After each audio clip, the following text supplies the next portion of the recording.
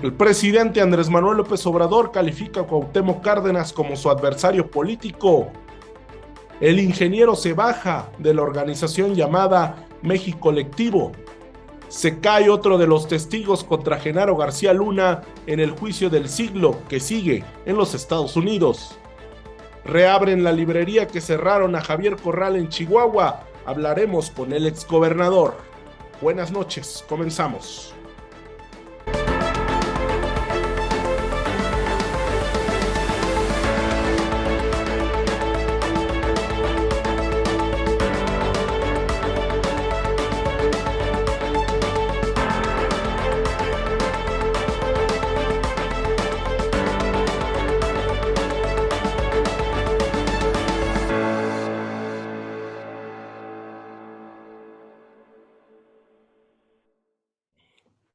¿Qué tal? Muy buenas noches, bienvenidos a este esfuerzo periodístico que tendré semana a semana o intentaré hacer semana con semana en mi canal de noticias. Vamos a tener noticias, vamos a tener entrevistas, enlaces, información.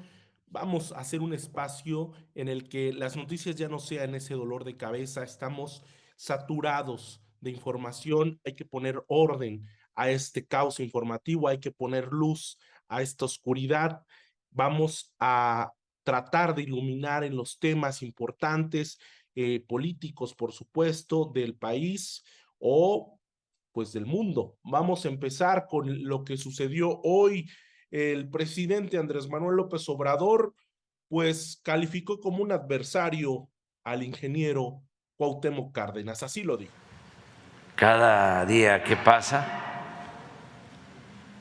hay más definiciones y es muchísimo mejor saber quiénes son realmente los adversarios que enfrentar a simuladores. ¿Considera Cárdenas adversario, presidente? En política sí, si él asume una postura de este tipo. Lo estimo mucho, lo respeto, lo considero precursor de este movimiento, pero estamos viviendo en un momento de definiciones y esta ancheta está muy angosta, no hay para dónde hacerse. Es estar con el pueblo o con la oligarquía. Después de esto, el ingeniero por la tarde, el ingeniero Cuauhtémoc Cárdenas en sus redes sociales envió la carta que vemos en pantalla. Son 3, 4 párrafos. Básicamente lo que está haciendo es deslindarse de este movimiento, de esta organización México Colectivo, que presentó un proyecto denominado Punto de Partida contra lo que ellos llaman el autoritarismo, en un claro movimiento contra el gobierno de López Obrador, por lo cual él calificó al ingeniero como su adversario. Y en las encuestas, pues se han presentado encuestas sobre, pues ya están las precampañas en Coahuila y el Estado de México. Vamos a revisar la encuesta de hoy publicada en El Financiero, la encuesta que ubica pues prácticamente en un empate técnico, sí, en un empate técnico al candidato de Morena y al candidato del PRI, en un empate técnico pues que puede dejar, digamos, que la elección de aquí a que ocurre, pues puede quedar en manos de cualquiera de los dos, porque lo que dice El Financiero es que si hoy fueran las elecciones para gobernador del estado, ¿por quién votaría usted? Armando Guadiana de Morena se coloca a la cabeza con 43% y Manolo Jiménez del PAN-PRI-PRD está con 41%. Es un empate técnico si consideramos a un 8% de indefinidos y pues el margen de error de la encuesta. Abajo está Lenin Pérez, candidato del Partido Verde. Hay que recordar que en este estado no hay alianza Morena-PBM ni PT. En el PT está con Ricardo Mejía Verdeja, lo ubican con 5%. En México, la Fiscalía General de la República informó que cuenta con 2 órdenes de aprehensión contra el exsecretario de Seguridad Pública, Genaro García Luna. Vamos hasta Nueva York con Nadia Sanders, editora de La Lista. ¿Cómo va el juicio? Le llaman el juicio del siglo, Nadia Sanders. Van 8 testigos. ¿Cómo va el juicio de Genaro García Luna? Hola Gustavo, ¿cómo estás? Bueno, pues el juicio de Genaro García Luna va muy interesante. Hasta ahora como ya bien dijiste, hasta la noche de este lunes habían 8 testigos. Sin embargo, como testigos que declaran directamente que supuestamente le pagaron sobornos a Genaro García Luna cuando fue secretario de Seguridad Pública en el gobierno de Felipe Calderón. Son dos. Sergio Villarreal Barragán, alias El Grande, quien fue un lugarteniente del cártel de los Beltrán Leiva, capturado en 2010, me parece, 2009-2010 en México, y que ahora es testigo colaborativo del gobierno de Estados Unidos. Él solamente estuvo 7 años en prisión, ya es un hombre libre, y ha colaborado como testigo con el gobierno en varios casos. Y el otro es Óscar Nava Valencia, alias el Lobo Valencia, quien fue integrante del Cártel del Milenio, un cártel que operaba principalmente en los puertos del Pacífico, en los estados de Jalisco, Michoacán y Colima, en México, y que también son aliados de los Beltrán Leiva y a la vez del Cártel de Sinaloa, ¿no? Un grupo de distintos de narcotraficantes que se ayudaban, colaboraban para facilitarse el trasiego de droga. Entonces, esos son los dos testigos que directamente que afirman que García Luna recibía sobornos. Ahora, el gran reto para la Fiscalía ahorita, para el Departamento de Justicia de Estados Unidos, es que esos dichos se sustenten con evidencia. O sea, no basta con el testimonio de estas personas, sino que tienen que probar evidencia. Y eso es algo que dejó muy en claro la defensa de García Luna desde la presentación de sus alegatos, que podrán decir que tienen millones de documentos, como ya ha comunicado el Departamento de Estado, pero hasta ahora no han presentado un audio, una fotografía o un video que muestra a García Luna recibiendo todos esos millones de dólares que dicen que recibió desde que fue director general de la AFI en el gobierno de Vicente Fox hasta que fue integrante del gabinete de Felipe Calderón. Más allá, para no encerrarnos en la coyuntura, Nadia, que si el grande, que si el futbolista, que si este testigo, para no encerrarnos en la coyuntura, hasta el momento, con estos 8 testimonios, ¿qué tan endeble o qué tan fuertes ves que tiene armada la fiscalía este caso? Con estos 8 testimonios, nos comentas, no han mostrado ningún audio, no, estamos esperando videos, se ha hablado hasta de videos. ¿Qué tan armado tiene la fiscalía? ¿Cómo lo has visto en estas, pues más de una semana que ya lleva? Pues justamente hoy el testimonio de Óscar Nava Valencia se cayó, se derrumbó en una hora. La defensa de García Luna lo tiró. Él afirmó que él había dado más de 10 millones, o sea, cuando inició la audiencia, él afirmó que había dado más de 10 millones de dólares a Genaro García Luna, que lo había visto 2 veces. Una vez en una casa de Arturo Beltrán Leiva en Cuernavaca y otra vez en una oficina de un lavado de autos en Guadalajara, Jalisco, así como lo hizo. O sea, se reunió con el secretario de Seguridad Pública en la oficina de un lavado de autos. Hasta nos pusieron la foto del lavado de autos en Jalisco, te la comparto con mucho gusto. Y pero en el contrainterrogatorio, como tú bien sabes, interrogan al testigo, los fiscales interrogan a los testigos que ellos mandan a llamar, pero la defensa de Genaro García Luna lo tiró y lo hizo reconocer que apenas en diciembre pasado, el Lobo Valencia, apenas en diciembre, hace unas semanas, le dijo a los fiscales cuando lo fueron a buscar para que colaborara en este proceso, les dijo que él nunca había conocido a Genaro García Luna, que nunca se había visto con él. Es más, reconoce que cuando se fue extraditado a Estados Unidos en 2013, desde 2013 él es colaborador de la DEA. Lobo Valencia ha dado nombres, incluso dio referencias sobre el que fue secretario de la Defensa Nacional con Enrique Peña Nieto, Guillermo Galván Galván. Dijo que él a través de Acosta Chaparro recibió sobornos también, el mismo general titular de la Sedena, y desde 2013 colabora con la DEA y nunca mencionó a García Luna, nunca.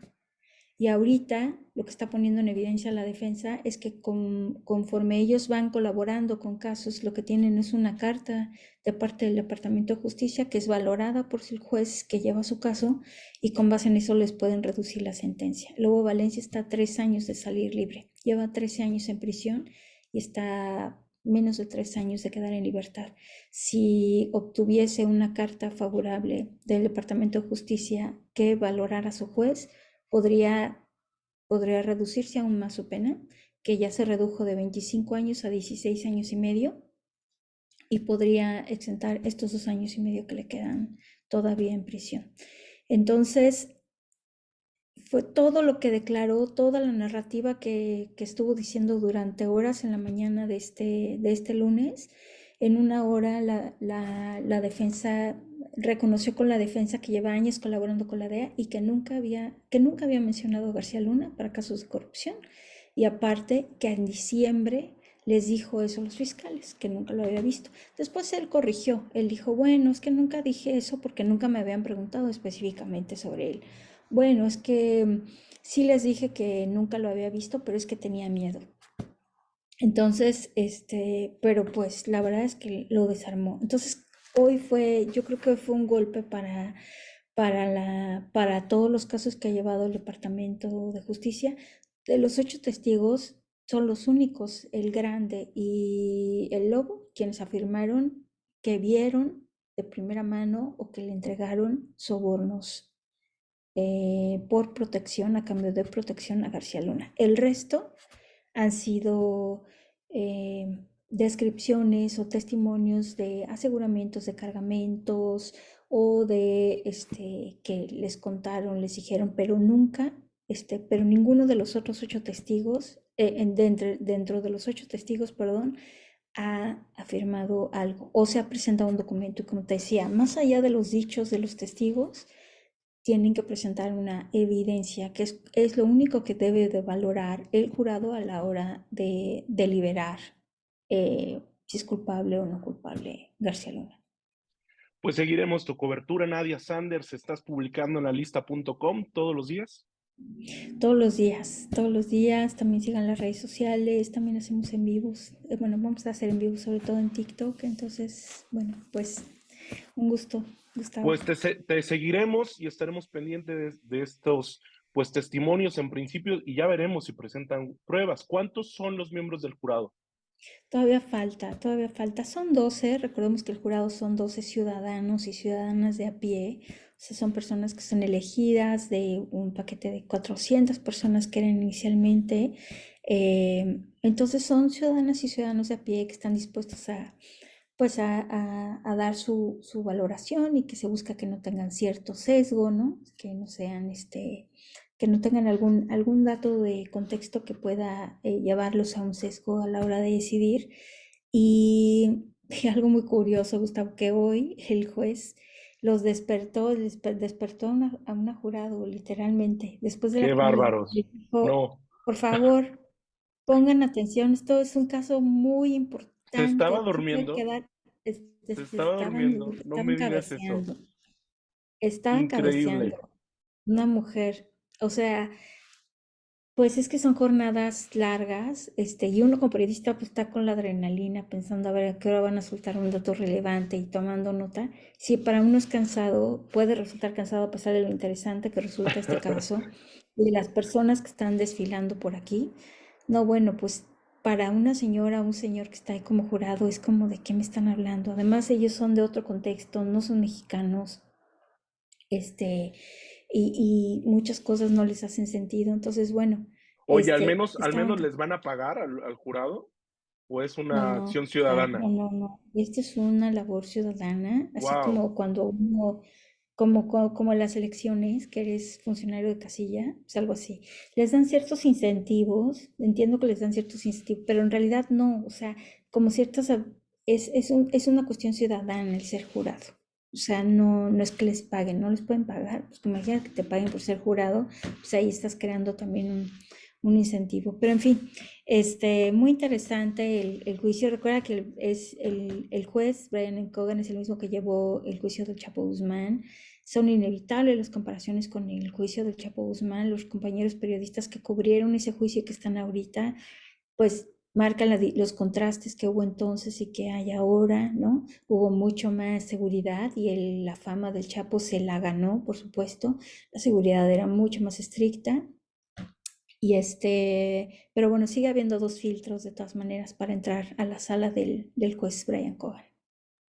Pues seguiremos pendientes de tu cobertura, Nadia Sanders. Muchas gracias por estar en este espacio. Saludos. Gracias. Vamos hasta Chihuahua, está reabriendo esta librería que cerraron en Chihuahua, la librería de Javier Corral, Sándor Maray. Javier, ¿estás ahí?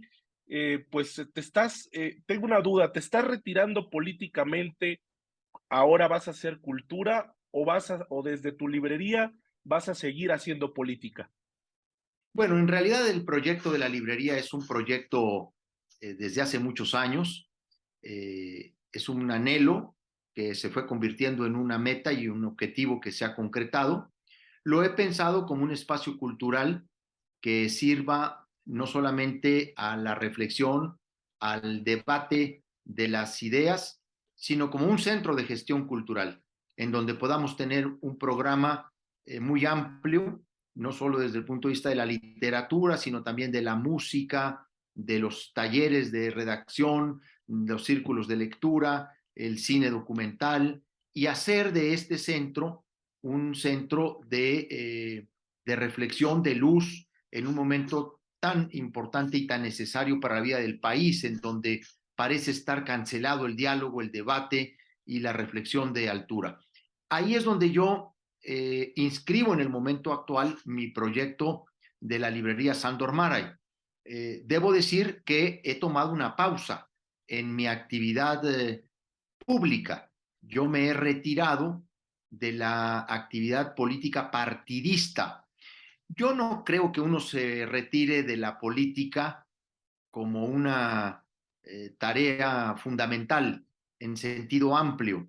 También desde la librería, pero de otra manera, se hace política, porque quien promueve la discusión de las ideas en un marco tan universal, tan amplio, tan plural, como es la producción editorial en México, está generando, está incidiendo en la vida pública, por supuesto, sin una identificación partidista, porque una librería, por su propia naturaleza, es un espacio de neutralidad política.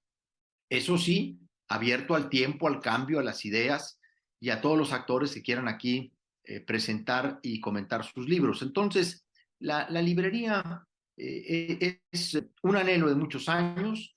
Estoy haciendo estoy cumpliendo uno de mis sueños y además está en mi vocación desde hace mucho tiempo la promoción del libro y la lectura. Yo creo en la fuerza y en la capacidad de renovación y de fortalecimiento personal y social que da la lectura.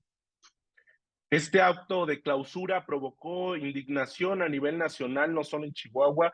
Incluso el presidente López Obrador se manifestó pues a favor de ti y de que reabrieran esta librería.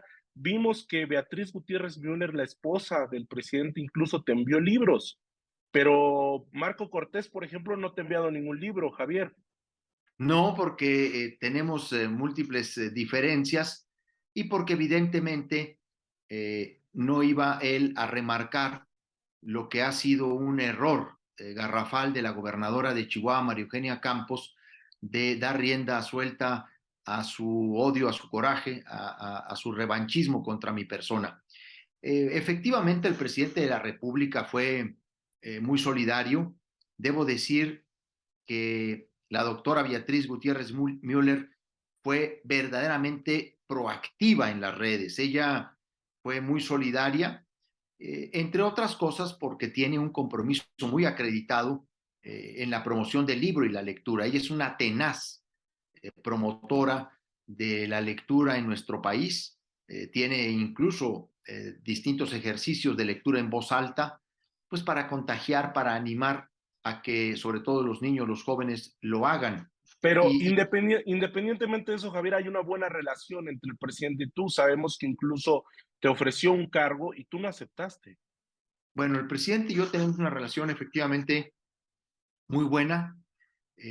La teníamos desde el inicio de su gobierno, luego atravesamos un bache fuerte, tuvimos una confrontación pues que fue pública, ostensible por el tema del agua en Chihuahua.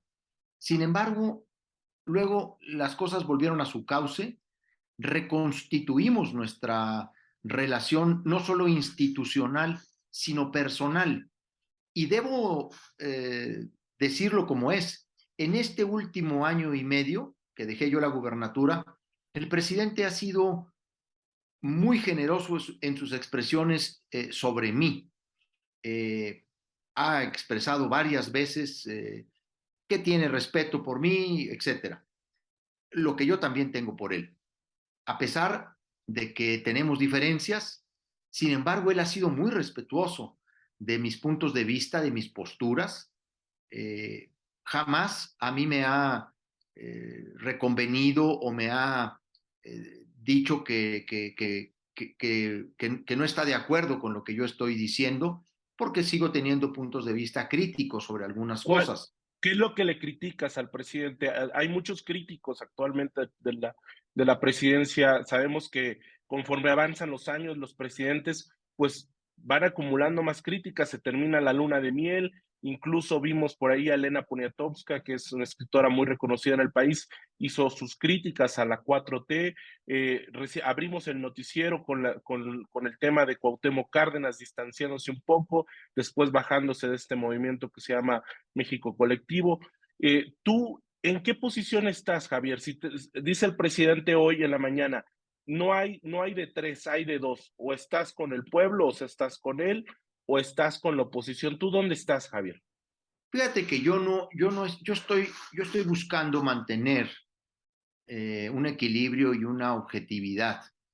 Yo creo que el presidente López Obrador ha cometido aciertos que indiscutiblemente ha sacudido las estructuras del viejo régimen, ha combatido los privilegios y ha generado un movimiento indiscutible. Pero yo no estoy de acuerdo en muchas de las formas en que el presidente hace estas cosas, porque yo no estoy de acuerdo en esta polarización que se ha dado en el país. Entiendo perfectamente que el presidente de la República tiene en la polarización un método de definición política que busca generar definiciones tajantes en torno de su proyecto político. Sin embargo, teniendo yo grandes coincidencias con él, pues también tengo diferencias y he expresado mis diferencias sobre todo en la forma de hacer las cosas. Yo estoy de acuerdo en muchas de las cosas que López Obrador hace y lleva a cabo. Yo lo hubiera hecho de otra manera, Gustavo, en términos de generar pues la búsqueda de un mayor consenso, de generar un diálogo más plural o un diálogo plural con distintos actores y por supuesto, yo creo que el tema de la reforma electoral y necesaria además para el escenario como se vislumbra, porque yo a esta reforma electoral no le encuentro ninguna lógica, no le encuentro Al plan B que se va a discutir, bueno, está por al plan aprobarse. B, al plan B, y incluso al plan A, yo no le veía tampoco mucha necesidad. Yo sí hubiera querido una reforma política de hondo calado, que transformara realmente al sistema político mexicano, pero eso tampoco vino. A mí me preocupa que, que se estén minimizando las consecuencias o el impacto que en la propia legitimidad y legalidad de nuestra democracia puedan tener algunas de las reformas que se plantean en el plan B, porque es evidente que buscando tener ahorros en nombre de la austeridad, se puede terminar lastimando la operación y la funcionalidad del Instituto Nacional Electoral al eliminar autoridades distritales electorales. Ahí lo que yo entiendo es que hay un desconocimiento de cómo se da realmente la operación electoral. Esa, por ejemplo, es una de las divergencias que yo tengo con lo que se está haciendo. Pero yo no estoy envenenado, Gustavo, contra López Obrador. A mí no me anima el encono. Yo creo que lamentablemente, ¿Crees todavía en el presidente López Obrador? sin duda, yo creo que el presidente López Obrador pasará a la historia, no hay duda de ello. Por supuesto que tengo la ¿Bien, certeza. bien o mal? ¿Para bien o para mal? Yo creo que el presidente va a tener al final un buen saldo y va a pasar a la historia bien. Obviamente, muchas cosas de las que él se propuso o quiso hacer no las va a poder él concluir, pero va a dejar las bases de una nueva política en el país, independientemente de quién gane la elección del 24. Hay muchas cosas que ya no van a poderse regresar, porque él ya impuso una manera de concebir al presidente y la política del gobierno frente al sistema de privilegios. Entonces, yo sí creo que él puede terminar bien el gobierno. Y también te digo que el presidente López Obrador a eso vino. Él vino a sacudir las estructuras y se ha dedicado a atizar ese fuego de la polarización para ir marcando y desmarcando en su territorio y en el ajeno las posiciones y las definiciones. No es fácil enfrentarse al presidente de la República cuando le habla todos los días a un conjunto social tan vigoroso como el que a él lo sigue. El propio ingeniero Cárdenas ha tenido hoy cuidado de deslindar su ámbito de participación en esta nueva iniciativa, ¿no? O sea, el ingeniero Cárdenas dice, yo no soy convocante de nada, coincido con el ejercicio, pero yo no convoco. Bueno, esa es una forma de mantener un cuidado en la actuación de un liderazgo, pues que también ha estado muy vinculado a López Obrador. A ver, Cuauhtémoc Cárdenas y López Obrador tuvieron momentos de gran paralelismo político en la irrupción frente al PRI. Claro. Y en esta futurismo político que siempre tenemos, ¿tú ya estás definido para el 24? Parece que ya tienes muy cantado por quién vas a votar. No, fíjate que no, realmente no. Tengo una certeza de qué es lo que no quiero. Y yo no quisiera que se reinstalara el PRIAN como tal. El PRIAN, que es esta mezcolanza de los intereses corruptos del PAN con el PRI. Bueno, hoy desde Chihuahua se da un ejemplo de lo que es el PRIAN. O sea, cualquier cosa que le puedan criticar, por ejemplo, a López Obrador, acá en Chihuahua le dan clases en el rubro que quieran. Y la verdad es que es muy penoso que desde un estado donde la alianza PAN y PRI retomó el poder en el estado, se dé tan mal ejemplo y se cometan a la tercera potencia muchas de las cosas que se le critican al presidente de la República. Entonces a mí me preocupa que el PRIAN regrese. El problema que tenemos, o lo voy a decir como lo siento, Gustavo, yo me siento en la orfandad política. Es que no hay para dónde voltear. Es que no ves alternativas políticas que realmente puedan satisfacer a uno en sus convicciones, en sus valores, en la visión de país. Mira,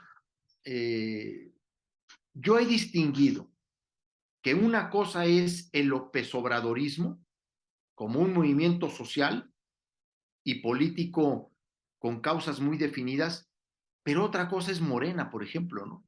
Pues Morena es ahí una mezcolanza de muchas cosas. Aquí hasta a Duarte se les metió en Morena, ¿no? En Ciudad Juárez, pues con el actual alcalde de Morena. Y lo otro es el PRIAN, pues yo no lo veo desmarcándose de la corrupción, sino justificándola, avalándola ¿Cuál es el pegamento? ¿Cuál es el pegamento que explica que el PAN, adversario histórico del PRI, termine de la mano del PRI? Pues la corrupción. Terminó desfigurándose de tal manera el partido que tuvo que hacer alianza con el partido más corrupto de México, que históricamente ha sido el PRI. Y esa es la tragedia de México. La tragedia. Pues muchísimas gracias, Javier Corral. Prácticamente eres mi padrino en este nuevo esfuerzo informativo. Pues qué padre. Pues ahora sí que sin querer queriendo, pero muchas gracias, porque pensaba en un periodista, pensaba en un intelectual, pensaba en un político, y mira que reúnes un poco de todo tú. Muchas gracias, Gustavo. Un gran abrazo y éxito en este proyecto. Gracias, Javier. Nos vemos. Hasta pronto. Gracias por acompañarnos en este esfuerzo periodístico para poner pues en orden las noticias del día a la hora de el cierre de la jornada. Ojalá le guste, ojalá continúe con nosotros. Nos vemos en una semana. Buenas noches.